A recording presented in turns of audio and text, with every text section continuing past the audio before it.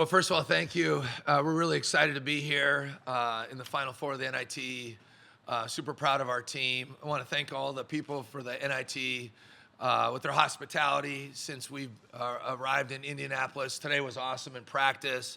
What a historic venue at Hinkle Fieldhouse. We did not pull out the tape measure, but we did designate our Ali, Brandon Haddock. But you know, what a great place. We have 4 really good teams that are participating. Georgia, Seton Hall, and of course, our opponent, Indiana State, who's 31-6. I want to thank our administration. You know, we've been able to play 3 home games, so there's a lot of extra that goes into this thing. So I want to thank our administration and our facility people for allowing us to play and participate and put this thing on. You know, it's today's April 1st, as Deivon told me this morning.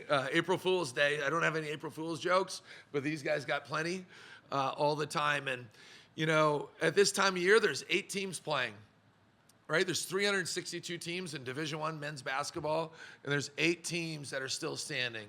And so we're excited about that. You know, every team and every individual has to run their own race, and we've ran our race, and there's ups and downs, and everything in between as a team, with relationships. There's just a lot that goes through this, and you grow and develop together. And I bring up April 1st because our first practice was September 28th.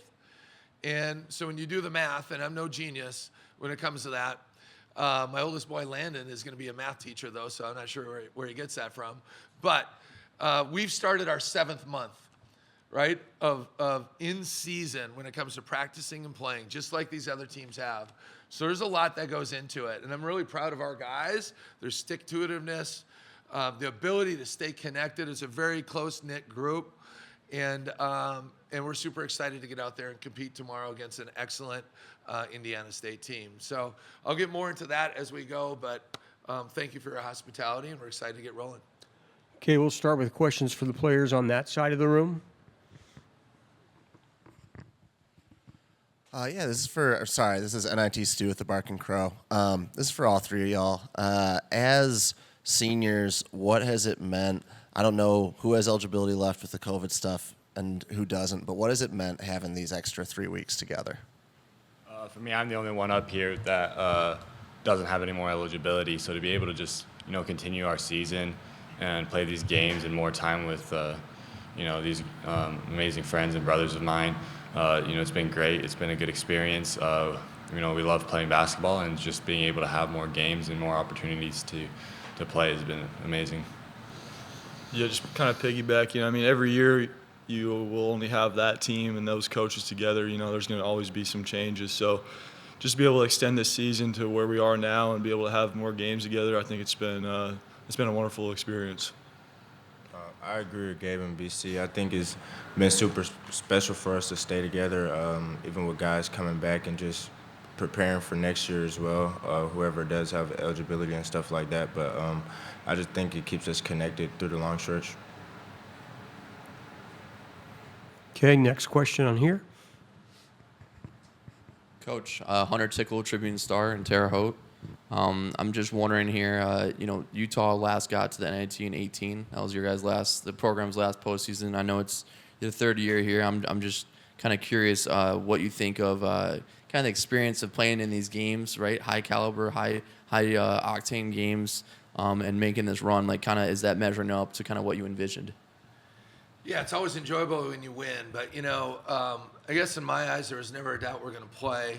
Obviously, you talk to the guys individually, and everyone has kind of their own, but the common theme that was very consistent within the players was just they wanted to play, and they wanted to play for their teammates. And a lot of our guys were very much like, this is the closest team I've been a part of. Now, this isn't me talking, this is them talking. You know, it's the closest team that we've been a part of, and the most fun that they've had on the floor, off the floor. And so they wanted just to keep this thing rolling. And like you said, you know, 3 weeks of playing as we get to this point, and just the experience of it. You know, we got a lot of guys that love to play. We got a lot of guys that are gym rats, and they just love to hoop. So to be able to go out there and play, those kind of quality opponents. Of course, it's nice when you're able to play at home, and now you come to this world-class venue, and anybody that knows anything about basketball understands Hinkle Fieldhouse and the tradition that it has. So it's been awesome to be able to extend our season and to get to this point. And Deivon Smith had Coach Church just pointed this out. He had matched Jason's kids triple doubles at Cal with 4. Any player comp or anything, any way you can describe kind of his game? I don't know if I have a player comp. I think Deivon's very unique in the way that he plays, right? I don't know. These guys probably have something, but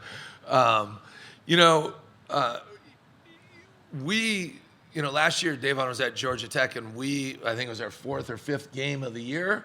We played an MTE, and so we were preparing to play against him, and he was very unique in our preparation. And he was a big part of the scouting report, and he's heard this before, and so have our guys. But so bringing Deivon in and watching him play, obviously he's I mean this in a very complimentary way, he's a freakazoid. Like, he's so fast and athletic and explosive. What's your vertical, Deivon? 45 or 46. All right, you call him out on that. No, but it is high. It's definitely right up there. And so those are hard things to teach. Very, very talented. Does have a nose for the ball, and so he was able to 2-time transfer. So when all that went through, mid to late December, getting into the mix and going, it's been a learning curve for everybody, right? And now I think he's really finding his groove and playing his best basketball and really finding a rhythm to his game. And so with the triple doubles, I mean, we're in a historic place, and that's quite an accomplishment for him to be able to do those sorts of things. And he'll be the first to credit his teammates, right? Because he's doing that, but it takes everybody to be able to go and help that and understand, especially from the assist standpoint, right, of guys being able to make shots. So it's been fun to watch him and fun to watch his growth. More questions for the players, please? Oh, I got one for Coach. We'll get back to that. Okay. Brandon Judd with the Desert News. Brandon, just what are your thoughts about being, no matter what, this is going to be the final place where you play your college ball, is going to be a storied place like the Hinkle? Yeah, no, it's super cool. Obviously, there was a lot of talk of me, finishing my last game in the Huntsman Center, but it's kind of cool to know that, I'm finishing my whole college career in, Hinkle Fieldhouse. And, it's exciting. Hopefully, it goes the way we want. And, I know we put in a lot of preparation to be here. So excited to go out and play and, obviously, make some memories out on this court. And also, what kind of stands out to you about Robbie Avila? I mean, that's obviously somebody that seems a little bit more unique, somebody that you haven't necessarily played against this year. Yeah, no, he's a great player. I don't think we have too many, 5 men in the Pac-12 that does what he does. He's more of a, stretch 5, very, very skilled, can do a lot of different things. So we're going to have to be very prepared to guard him. And we're excited to go out and face them. And then also for Gabe, Deivon, you're coming off that game against VCU. You'll hold them to, I think it was 5 3-pointers. This is the team that comes out. They shoot the 3 very well. How important is it going to be defensively to just be able to, shut that down? Yeah, I mean, it's been a big emphasis for us. We've kind of talked about, we played a couple teams like this recently, like Iowa, and then if you go back further, like BYU kind of. So we've had experience against teams like this. Obviously, they're their own animal, but, it's been a big emphasis for us. Our coaches get us ready. So, yeah, it's going to be a fun game. Okay, this question's for the players. I know you've played a number of great teams throughout the year. Is there anyone that you've played that reminds you in your film study of Indiana State? Start with Brandon. Yeah, just I would say BYU. They shot the 3-point well, and that was our, a lot of emphasis for us, and so that's something else we've really had to dial into is defending the 3.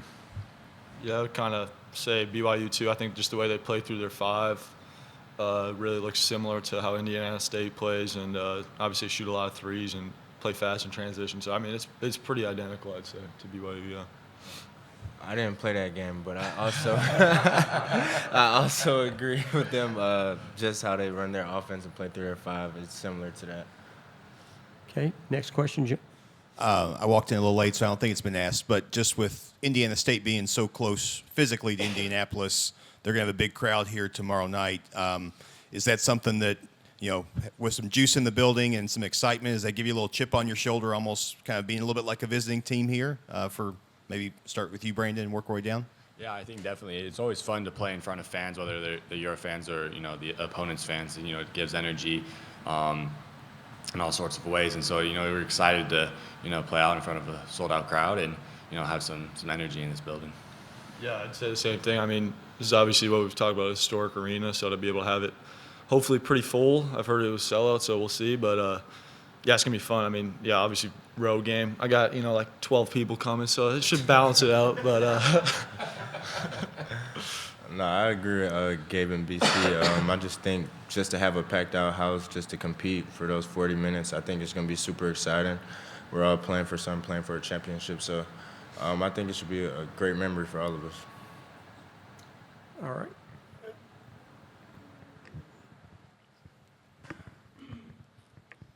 We got to get a Viking shirt on you.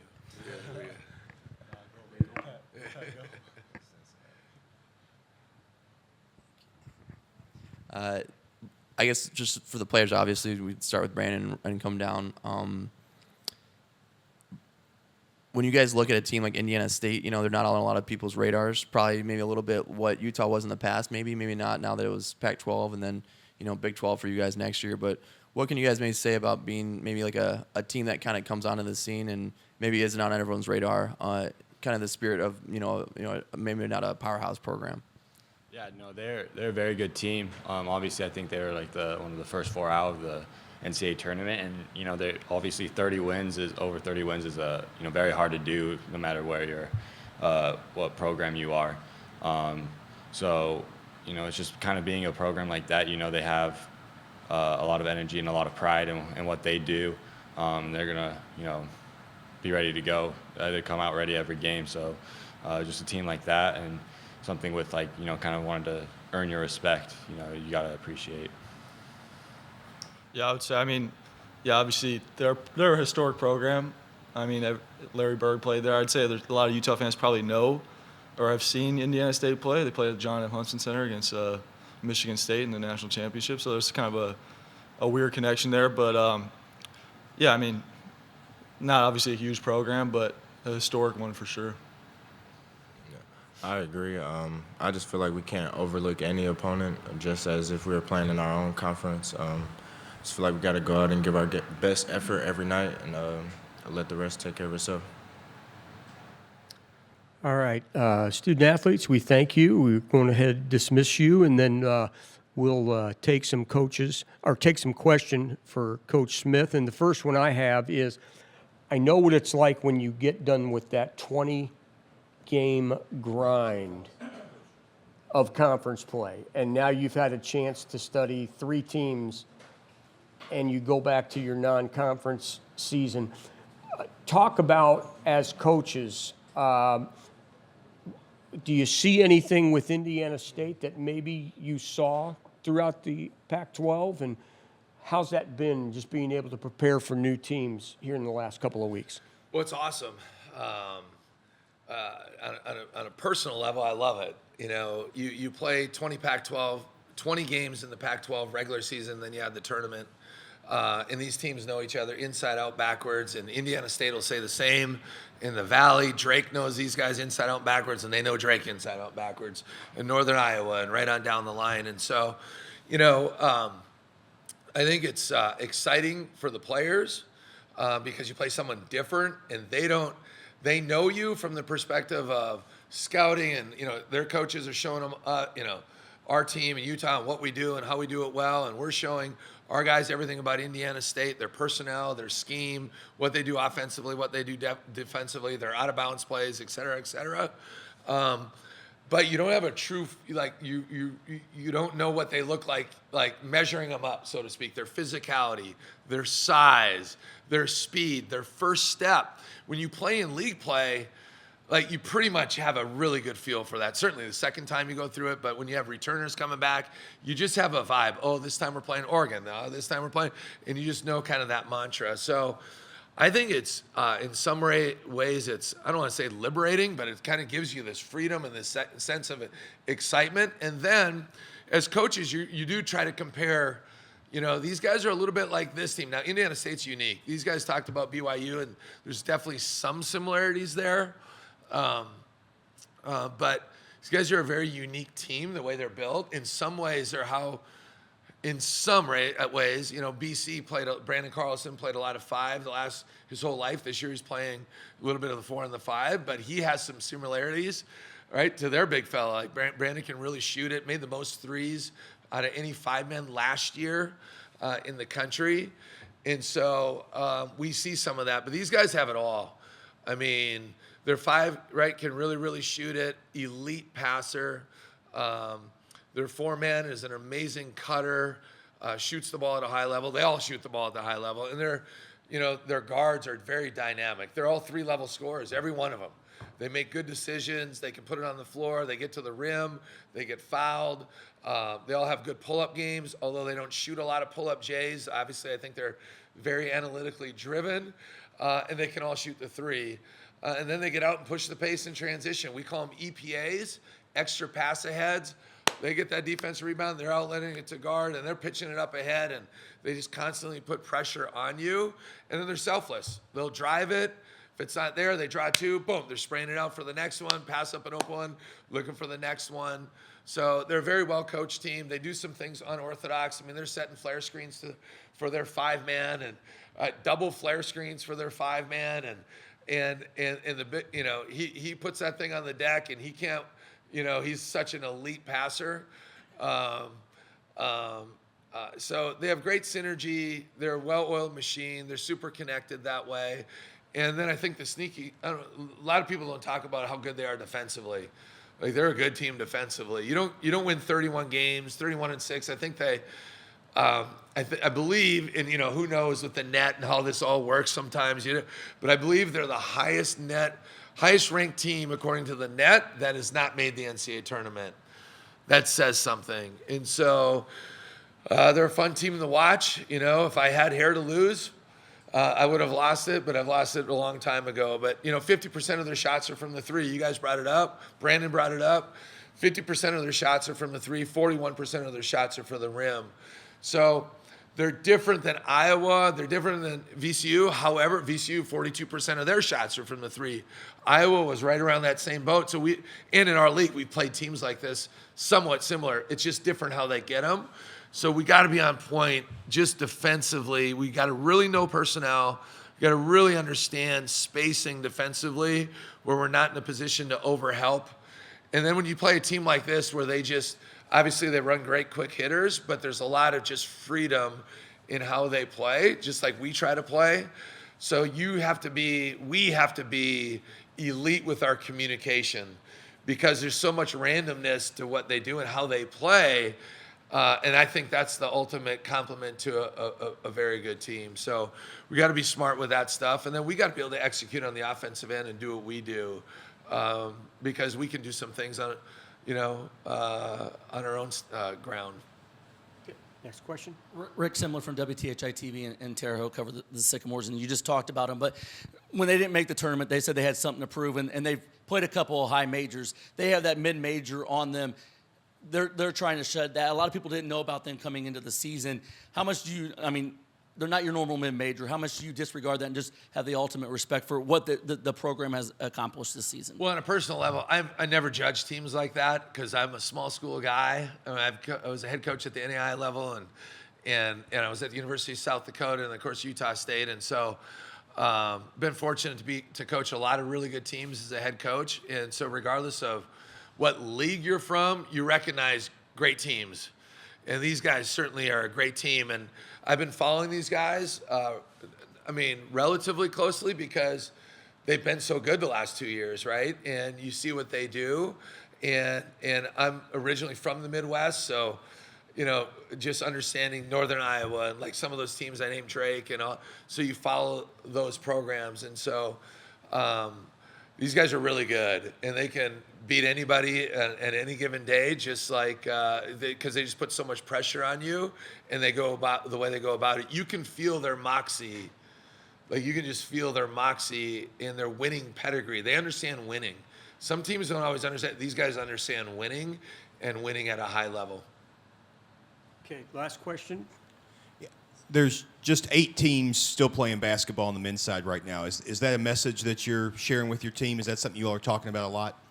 I don't know about a lot, but we've definitely talked about it quite a few different times, because that's the facts. Like, you have 362 teams in Division I men's basketball, and some of these teams with some of these leagues, their tournaments were a week earlier than ours. I think the Valley was a week earlier than ours. Usually the Valley is one of the first leagues to have their conference tournament. So there's a lot of teams that have been sitting home for almost a month now.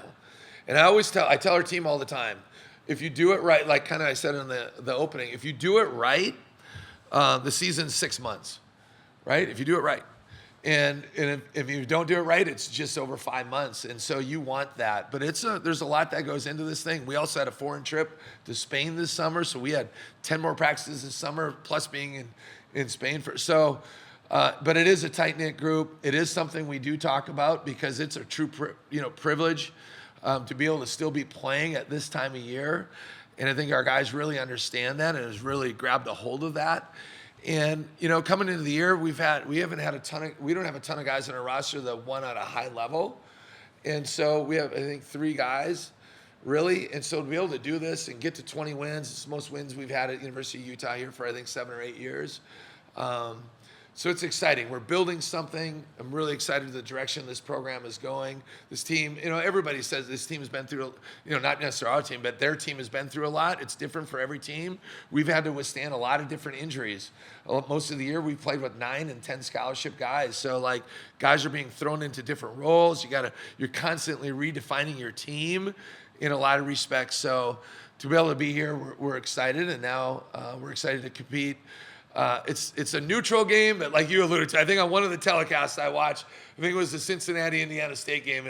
Cincinnati was like 110 or 111 miles to Hinkle, and Indiana State is 71 miles from their campus to Hinkle. So we know it's going to be a very difficult environment to play in, but like I said, we're excited to go out there and really compete and put our best foot forward and see what happens. Okay, final question in the back.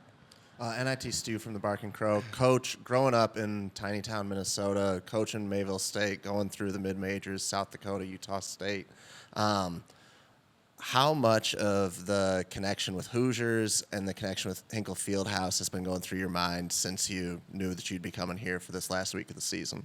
Well, thanks for the shout out to Steve in Minnesota. I graduated in high school there. I was number 2 in my class. There were 18 of us. So I still couldn't check that top 10%, but I was a salutatorian, so we'll take that. But no,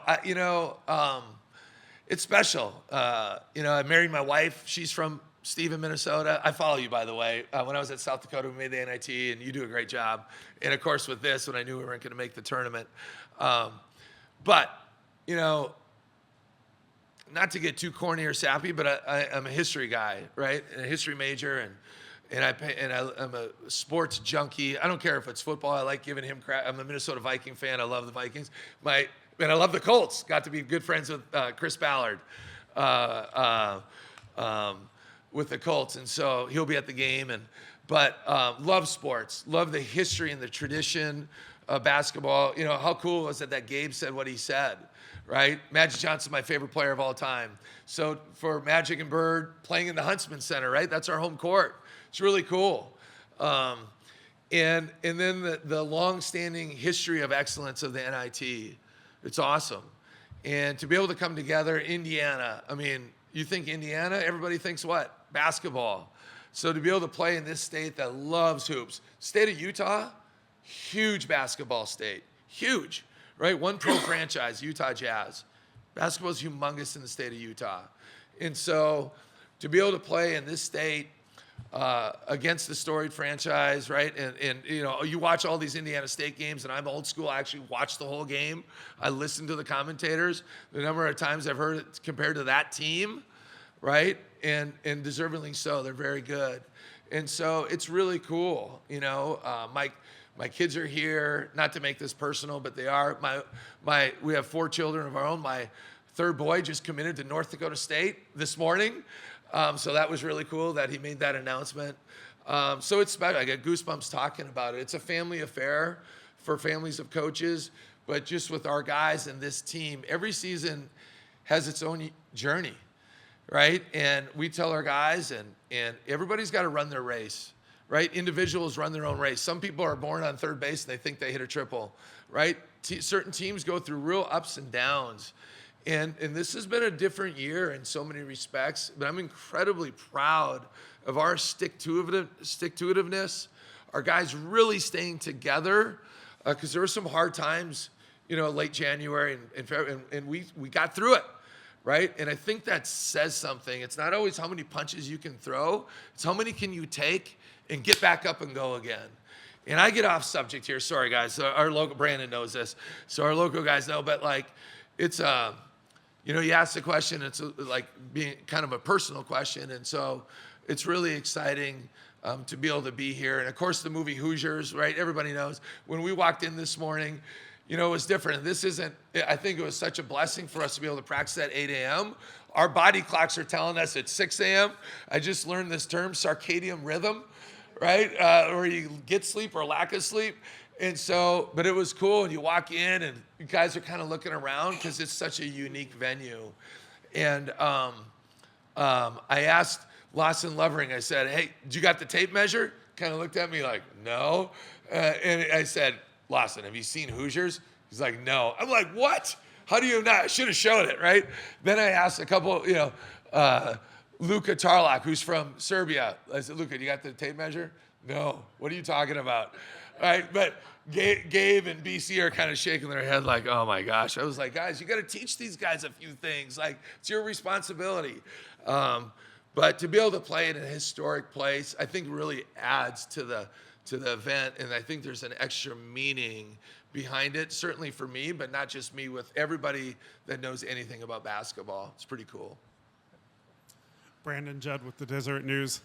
Coach, just wanted to ask you, as a parent, your feelings about Carson being able to commit to North Dakota State.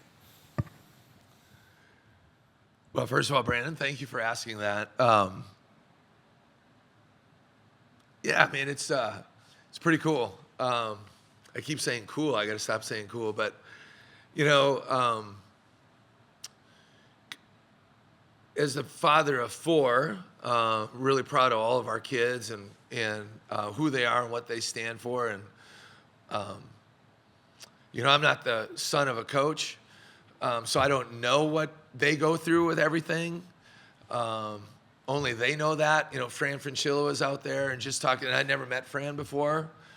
And, his sons are in coaching, and so we just had some dialogue out there about, they just tend to gravitate together. We talked about Ryan Odom's kid and all that.